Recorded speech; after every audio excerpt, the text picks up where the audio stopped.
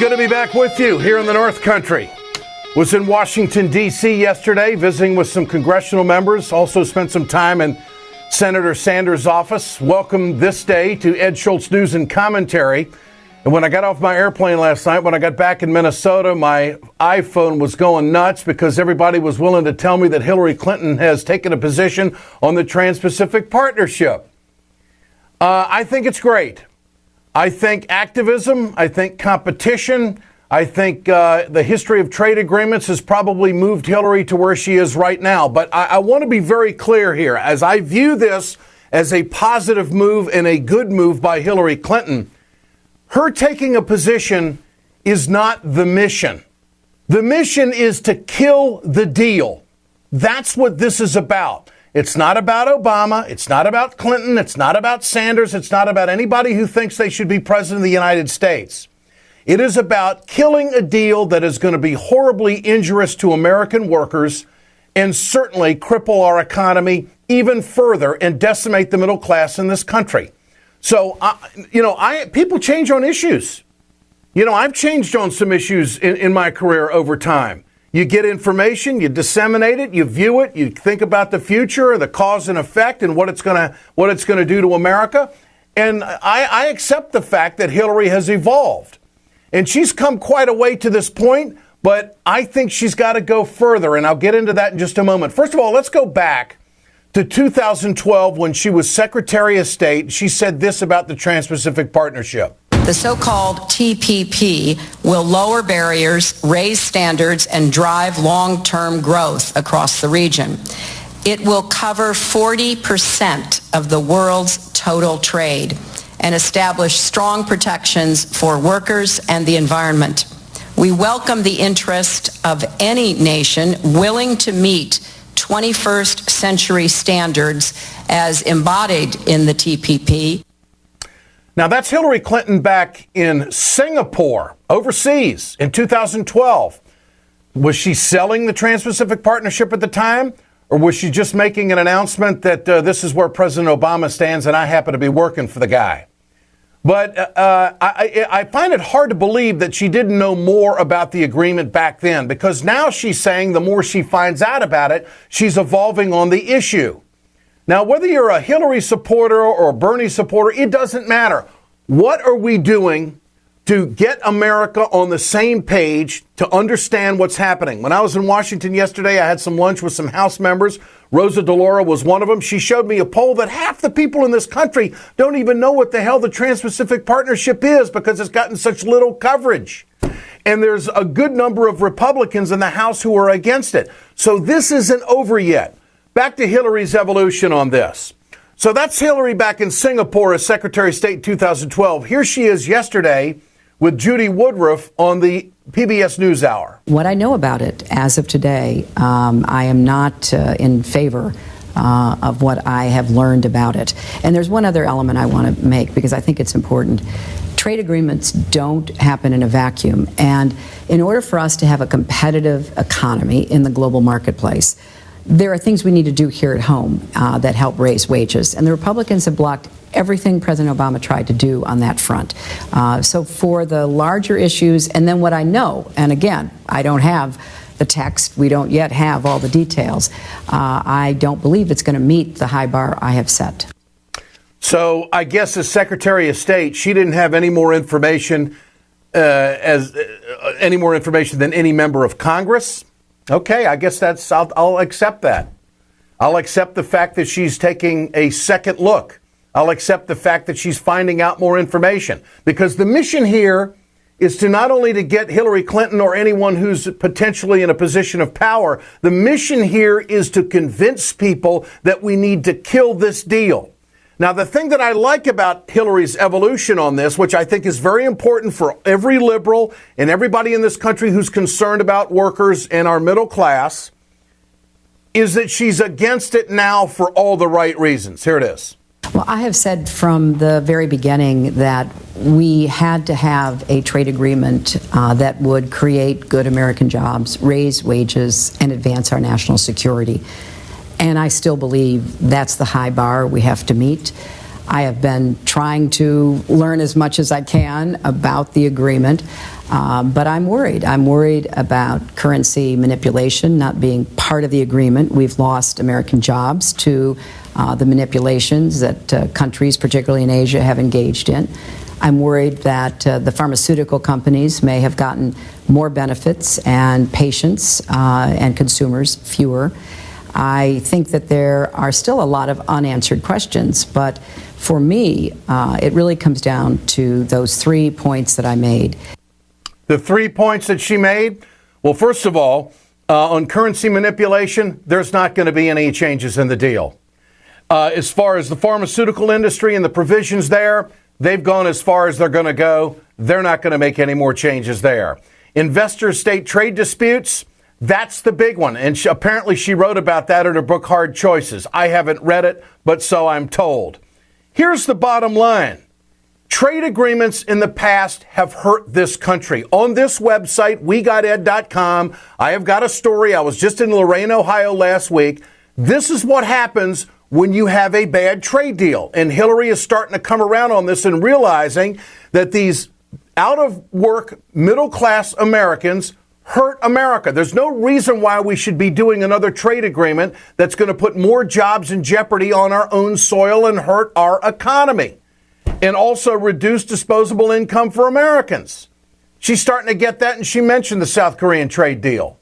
We've learned a lot about trade agreements in the past years. Sometimes they look great on paper. I know when President Obama came into office, he inherited a trade agreement with South Korea. I, along with other members of the cabinet, pushed hard to get a better agreement. We think we made improvements. Now, looking back on it, it doesn't have the results we thought it would have in terms of access to the markets, more exports, et cetera. That's right. Looking back on it, it was a bad deal because we are allowing South Korea to dump steel on our market, and it's putting people out of work, and it's idling plants around this country. So what has brought Hillary to where she is today? Competition? You could make that conclusion that if Bernie Sanders wasn't in the race, she wouldn't be where she is right now because she wouldn't be pushed by the left to do it. It's not just the left. There's a lot of right-wingers who are against this deal. Oh, by the way, Donald Trump says it's a bad deal. So Hillary Clinton and Donald Trump are on the same page when it comes to the Trans-Pacific Partnership. Is she willing to say that? The other thing is that it's the competition, it's the activism. In the history of this country, this is a first, that every single union in this country is against the Trans-Pacific Partnership. Across the board, they're against it. How are they going to go out and endorse Hillary Clinton when they know that she is for something like this? So it was a political take, no question about it, to get their support. And the other thing is the past trade deals, which, of course, she just mentioned on the South Korean pact that we've got right now that's gutting American jobs. So the competition, the activism, and, of course, the history probably has brought Hillary to where she is right now. And I'll give her the benefit of the doubt. I think this is good news. But this isn't about her just taking a position. This is about killing the deal. This is where there is an opportunity of leadership for Hillary Clinton. Over the next several months, and this deal isn't going to happen next week. This has to be vetted, and there's got to be a waiting period of 60 to 90 days, and it's probably going to get the Congress on board going after it, maybe late December or early next year. That's when this Trans-Pacific Partnership is really going to get hot in the Congress. So there's a lot of time between now and then for Hillary Clinton and every other Democratic candidate to pick up the phone and work the House and say, look, it doesn't look like they're going to have enough votes in the Senate. The 60 not going to get there. Bernie Sanders is busting his ass over there on that. I talked to him about it yesterday in his office in Washington. But they can work the House members. And there is hope in the House that this trade pact can be defeated. Take a look at President Obama here. President Obama has gone out on the cables. He's gone out on the news. He's been out on the stump telling people how wonderful this trade deal is. Do you realize that this president is not with his party? That the majority of Democrats in the Senate are against this? The majority of House members in the House are against the Trans-Pacific Partnership? So now Hillary Clinton now stands with Democrats. So what Hillary Clinton and Bernie Sanders and whoever else is running for president, what they need to do, they need to work the House. They need to lobby the House. They need to pick up the phone and say, we got to kill this deal. It's not just about making a statement. It's about killing the deal, because every single union in this country doesn't want it, because there's a poor history on trade agreements. The currency manipulation isn't going to change. The pharmaceuticals are going to gouge us down the road. And also the automobile industry is going to be gutted because of the percentage of parts that can be put into a car and dropped on our market duty free. It's going to explode in China when it comes to the auto parts portion of their industry, and they're trying to defeat America. This TPP will defeat American workers. So I think it's good news that Hillary is doing what she's doing, but we still got work to do. I'm a Bernie guy because he's been absolute on this for a long time. We'll get Bernie Sanders' reaction when we come back. This is Ed Schultz News and Commentary, brought to you by Communication Workers of America, Alliance for American Manufacturing, BioGreen Clean, and the iSave team. We're right back. Hey, folks, you've heard me talk about BioGreen Clean. I'm going to show you right now on my airplane just how tough this is. I want you to keep in mind, chemical-free, 100% plant-derived, biodegradable. It is the safest cleaner that you can get, and it's the most effective. Go to our website, wegoted.com, or go to biogreenclean.com. www.biogreenclean and order today. We perpetuate a culture of crime all the way from Wall Street right down to the main street in our hometowns. It's worse than it has been since FDR took control of the problem and said we can't count on industry taking care of the American labor. They probably have already engaged into some type of criminal cover-up, and the law prohibits the government from even doing anything about it. Catch America's lawyer Mike Papantonio on YouTube at youtube.com/GoLeftTV. Good to have you back with us here on Ed Schultz News and Commentary. Let's turn now to House member on the Democratic side from Ohio, Congresswoman Marcy Kaptur. Marcy, good to have you with us. Hi, Ed. How you been?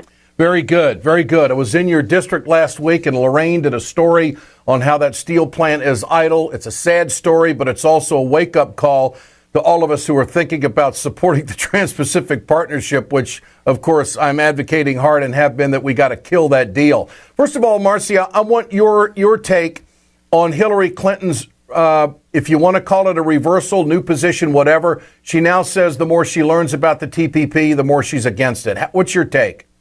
Well, I'm sure that she's come as far as she can come. She had some disclaimers in her statement that she doesn't have all the information. No one does, really. And so she left herself some latitude there. I'm glad for anyone who is interested in changing the trade regimes of this country so that we get rising wages, more job creation in our country, and not the kind of job washout that we've had since her husband signed NAFTA. Now, the timetable of this, we're still a few months away.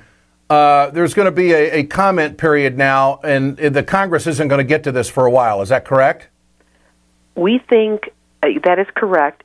There is a certain time horizon, at least 90 days at the earliest, before anything could be considered. Okay. So it's 30 plus 60 plus whatever else they want to add. All right. So it looks like next year sometime, in the first half of the year. Okay, so this will be a campaign issue, no question about it. People can speculate the political timing before the debate next week or whatever. But the key here and the mission is to kill the deal. There's time to lobby. There's time to work the House. Is there a chance that this deal would not pass the House? There is. And I think that as we move into the presidential primary season, this parallels that season. And I have been encouraging people in their various states, in New Hampshire, Iowa, South Carolina, those early states, get those yard signs up, paper those states from one end to the other. Yes to American jobs, no to NAFTA, no to TPP. I mean, get these messages out there. I was thrilled that Bernie Sanders, the candidate for president in my own party, has come out strongly, even before the final deal was announced, saying that we need a new trade regimen in this country that creates jobs in America and rising incomes for Americans. So this will be, and on the other side of the aisle, I'll let them speak for themselves, but there's resistance from a couple of the candidates there to the kind of trade deals that have had all this job outsourcing. So I think it's going to be an issue in the presidential races, and I encourage it. Do you think Hillary Clinton's move on this is politically expedient, or do you think it's genuine? Well, the first debate begins in about a week, and the Democratic debate, that is. So I think it's positioning for that debate. Okay. And I think it moderates her prior statements that were very strongly pro-TPP. So she, I think, will have some explaining to do as to where she actually stands at this point. But I saw the announcement, and of course we welcome those who recognize how these trade deals have racked up over $9 trillion of trade deficit for our country, nearly 50 million jobs lost that could have been created since NAFTA was signed, and the continuing erosion of the buying power of the average family because their wages simply haven't gone up. Congresswoman Marcy Kaptur, always great to visit. Thanks for your time today. Appreciate it. Thank you, Ed, very much. You bet. And, of course, that debate that Marcy's talking about is going to be next Tuesday, the 13th. I will be in Las Vegas. I'll be in the green room and the spin room for Bernie Sanders. And Bernie's been absolute on this. This is Bernie's reaction to Hillary Clinton's move on this. Whether it is the Keystone Pipeline, whether it is TPP, these are issues that I have had a very strong opinion on from day one. And can simply say I am delighted that Secretary Clinton is on board. Opposition to the TPP, to be very frank with you, it would have been more helpful to have her on board a few months ago when the fight was 60 votes. Bernie Sanders taking the high road above the tree line, not getting down in the muck, not taking a shot at her, which is very consistent with the way he's run his campaigns over the years. He talked about not running negative ads. You are looking at a candidate who has run in many, many elections, who has never run a negative political ad in my life and hopes never to have to run one. And you're looking at a candidate who does not go about attacking people personally. I just don't do that. But what I think democracy is about and what I think debates are about is, in fact, differentiating the differences of opinions that we have. I accept Hillary Clinton's move on this. I think it's good. I think it's a great first step. I can't criticize her on it because I know that people move on issues. I have. We all do from time to time. But if you want to be a cynic, she had to get this off the table and get it out there before the debate next week. There is a real movement in this country of people starting to understand what's happening to the middle class in this country. And there's no trade deal that we've ever done that has helped the middle class. And the Trans-Pacific Partnership wasn't going to do that. And so I think she had to mop this up before she went face-to-face with Bernie Sanders, who has been completely absolute for years on these kinds of deals and has been crystal clear on issues like the Keystone XL pipeline, climate change, and also trade. When we come back, a story about a courtroom showdown.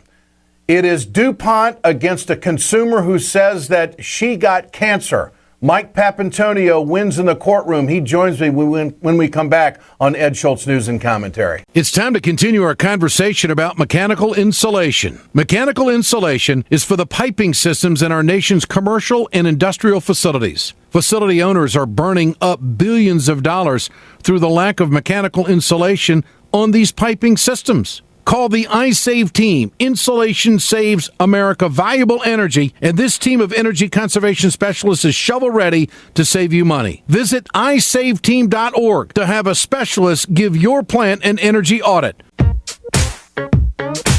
Good to have you back with us on Ed Schultz News and Commentary. I was in Columbus, Ohio earlier this week, and I was in the courtroom for the closing arguments. DuPont was being sued by a consumer out of Parkersburg, West Virginia, her name Carla Bartlett. There are 3,500 other cases coming at DuPont about the usage of a chemical known as C8. The letter C, the number 8. That's what it's called, C8. It was used for decades by the DuPont Corporation in the manufacturing of Teflon, and it causes cancer. They knew it causes cancer. They didn't tell the public. It was consumed by many Americans in that part of the country. Cancer has, of course, been a big issue with a lot of these folks. Carla Bartlett, the plaintiff in this case, says that she got cancer from drinking the water. Mike Papantonio was the lead attorney. He won this case, and it is a benchmark case because moving forward, it's going to create a lot of problems for DuPont, and it's a wake-up call to corporations in this country that deal with chemicals, the way they use them, the way they disperse them, and the way they communicate with the public on exactly how toxic they are. Mike Papantonio, America's lawyer, great to have you with us, Mike. Ed, how are you? I'm doing great. Congratulations. This is a big win, isn't it? It's a huge win. I think the biggest win is for people living in the Ohio Valley who now understand that for 50 years this company has the intent of simply polluting their water. And it's not just their water, Ed. This is a chemical that actually is called, it's a biopersistent chemical that stays in these people's blood for 20 years. And the interesting thing is, it was discovered in this case, when DuPont was putting it in their blood for 20 years, they had no idea what the long-range latency aspect of that would be. How many cancers would it cause? We know it causes cancer. They've actually studied it in a special science panel that studied it, said it absolutely causes cancer. But then the real question comes down to, what about the biopersistent aspect of it? It's in their blood for 20 years. There's no studies to find out what that means.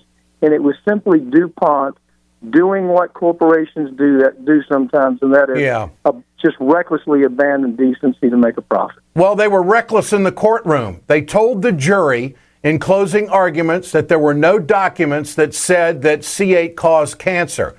You, in the final closing argument, produced a document, their own document, showing that they knew that C8 caused cancer. Your take on that?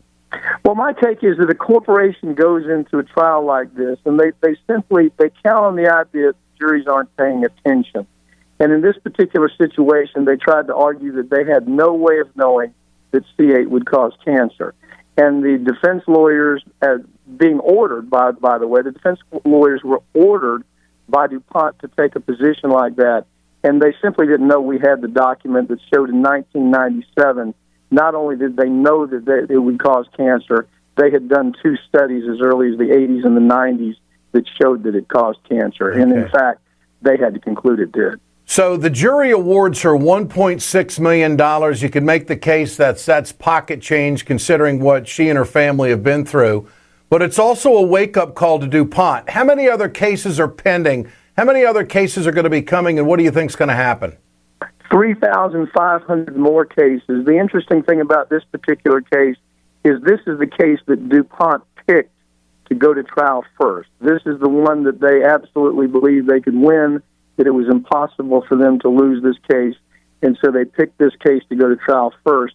That's what the significance of $1.6 million is.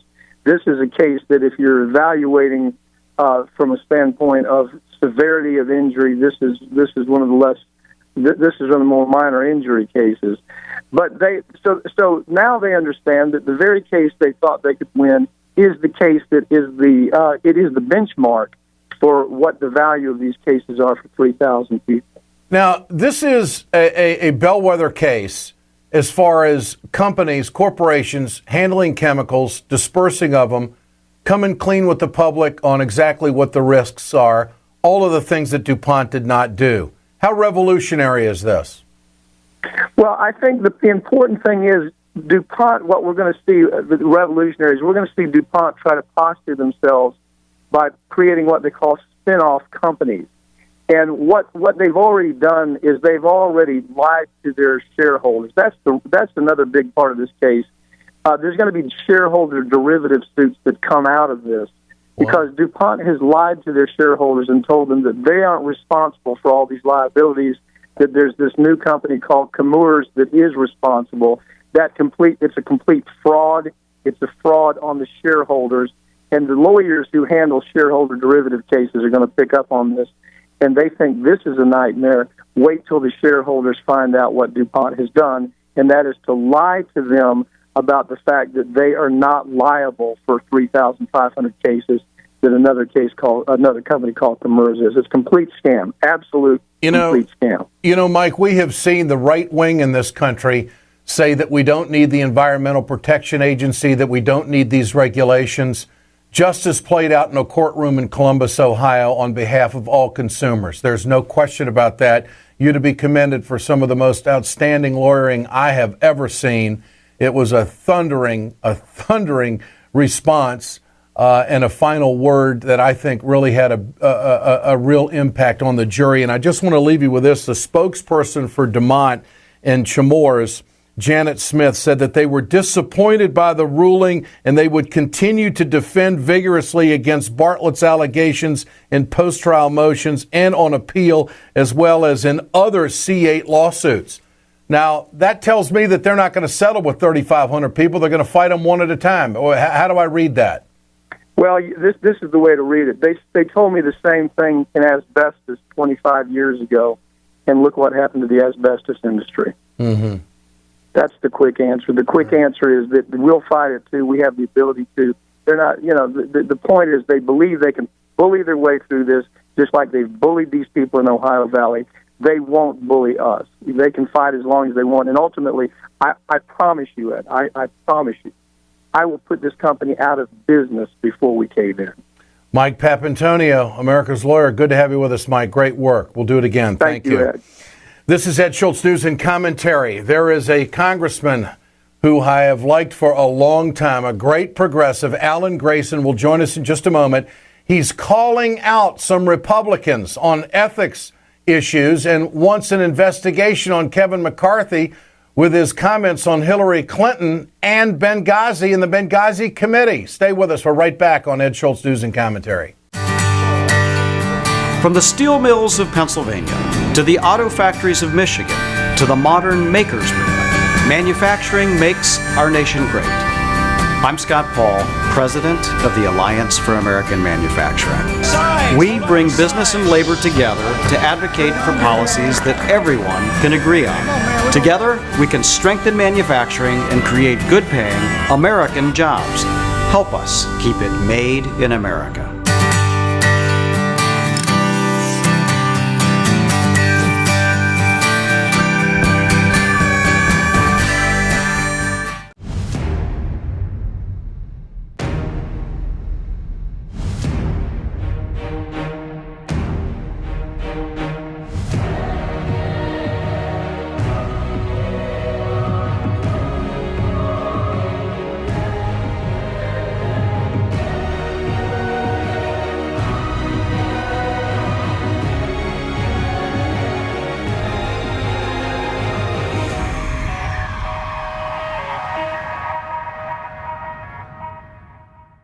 The Ed Schultz Internet broadcast is brought to you by the Ring of Fire radio show. Listen to the Ring of Fire weekends on radio stations across the country. Get more information and the news of the day at ringoffireradio.com. Always great to have you with us on Ed Schultz News and Commentary.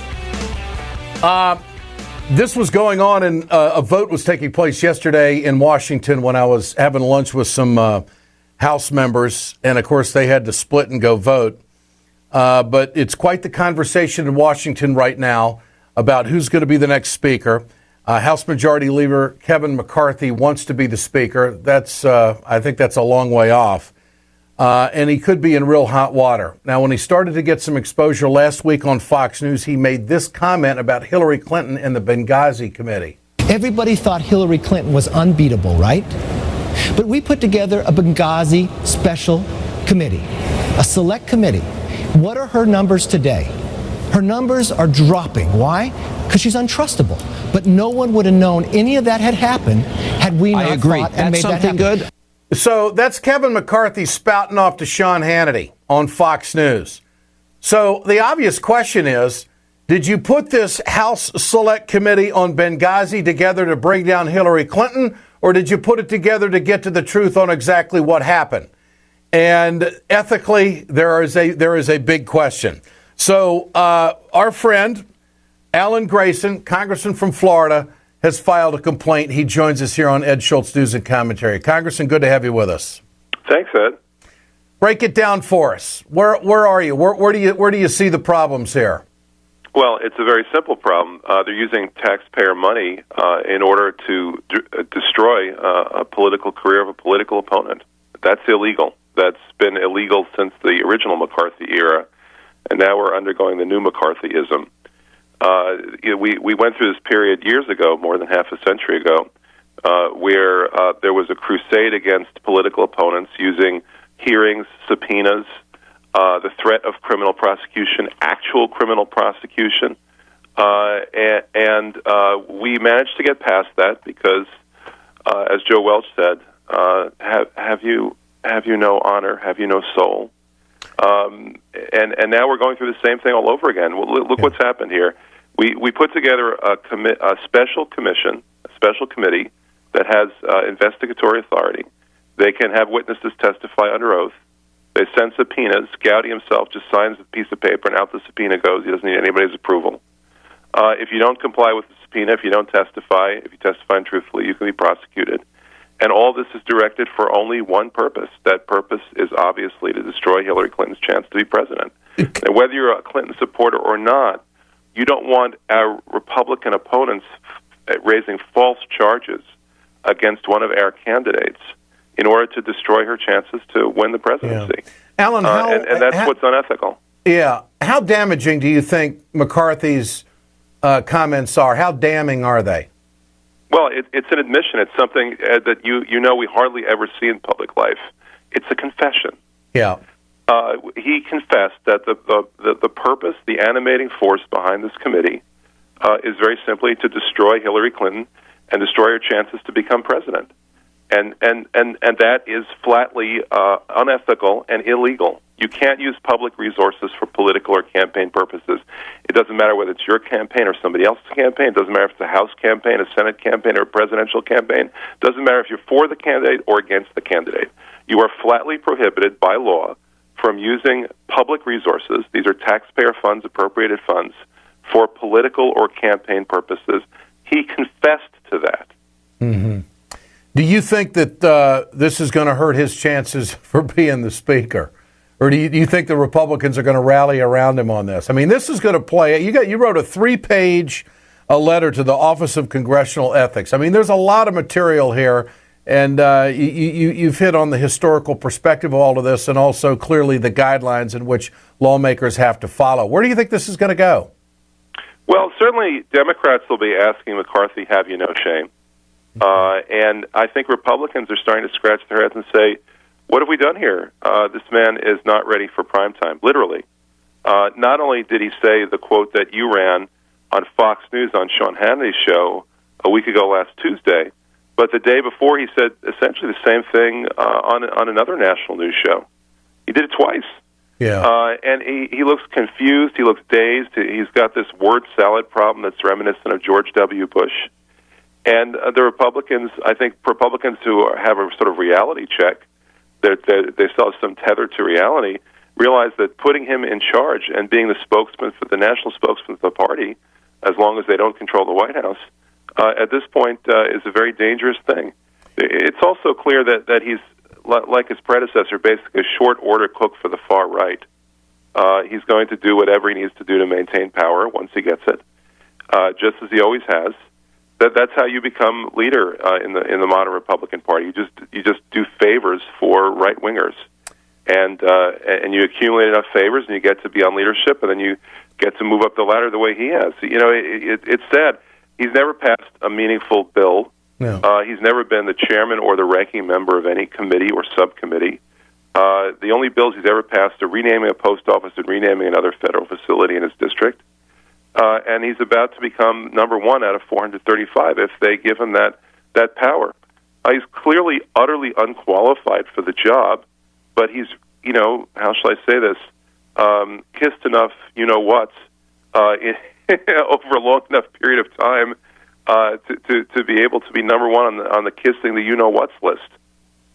Congressman Alan Grayson, always great to visit with you. But before you go, I do want to get your take on Hillary Clinton's shift on the Trans-Pacific Partnership, the sell job that the president is now putting on, and the future of this in the House. It looks like they're not going to get 60 votes in the Senate to kill it. The only hope right now of saving this for American workers is to defeat it in the House. There may be enough conservatives who hate Obama enough that don't want to give him the victory. There may be enough conservatives who are concerned about the sovereignty of the country and an international tribunal circumventing American law and disarming our lawmakers from making any authoritative decision. But you, sir, have in the past, you put together a fabulous piece on exactly what the Trans-Pacific Partnership would do to the American economy and American workers. Your take right now on the landscape, Alan, where are we? Yes, we have a video at TradeTreachery.com that lays it all out, lays out exactly what the harm is, where we are right now in trade and where we're heading, and shows the threat of this. But the answer to your question is that we had 28 Democrats who refused to stand with the party and with principle and voted in favor of fast track. We have the same risk that those 28 Democrats would deliver a narrow victory to the multinational corporations and the millionaires and the billionaires by voting the same way on the TPP. I think what's more, it is possible that Secretary Clinton opposition to the TPP may have some effect, but if she starts to call those 28 and say to them that she needs them to be with her on this, I think that would have a much more significant effect. That is the point. I think the real dynamic is on the other side at this point, Ed. Is it going to become a political football among the Republican candidates? If all the Republican presidential candidates come out against it, it's hard to see how they can continue to line up the votes, almost 200 votes they need from the Republicans in the House in favor of it. That's the point I made earlier in this broadcast, is the fact that, okay, it's important to take a position on it, but killing the deal is what this is about. And work in the House over the next 90 days, this is a great opportunity for leadership for anybody who wants to be president of the United States. Alan Grayson, great work always. Ed, great to visit with you. Thank you, Congressman.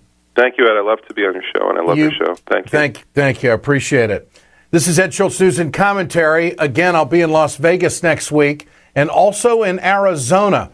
I'm going to be doing some work with Sam Wierzchnitsky and his group, the Arizona Advocacy Network. They do fabulous work out there, and I'm looking forward to speaking to their group next Wednesday. And, of course, next Tuesday I'll be in Las Vegas for the first big Democratic debate. We're back tomorrow.